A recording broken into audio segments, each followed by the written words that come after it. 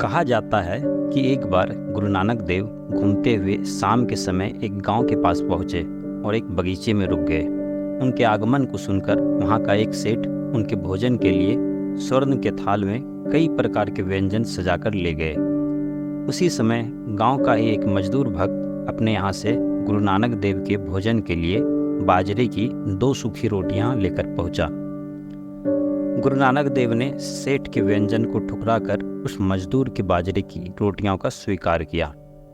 सेठ को इसमें अपना अपमान महसूस हुआ और उसने नानक देव से पूछा कि आपने मेरे स्वादिष्ट व्यंजनों को ठुकरा कर इसकी सूखी रोटियां क्यों स्वीकार की।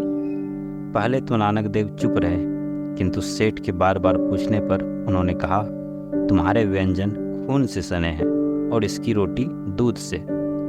यह सुनकर सेठ एकदम क्रुद्ध हो गया और इसे प्रमाणित करने के लिए कहा। इस पर नानक देव ने एक हाथ में सेठ का व्यंजन और दूसरे हाथ में मजदूर की सूखी रोटी को लेकर दबाया तो सेठ आश्चर्यचकित रह गया। सचमुच उसके व्यंजन से खून टपक रहा था और मजदूर की सूखी रोटी से दूध।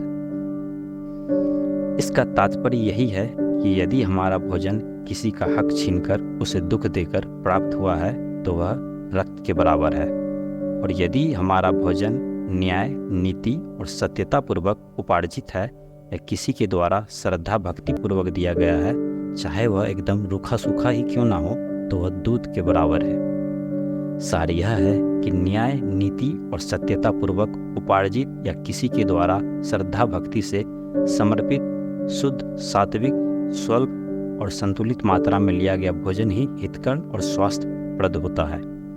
ऐसे भोजन से शारीरिक और मानसिक दोनों प्रकार के रोगों से बचे रहकर जीवन सुखी, संतुष्ट और शांत रह सकता है।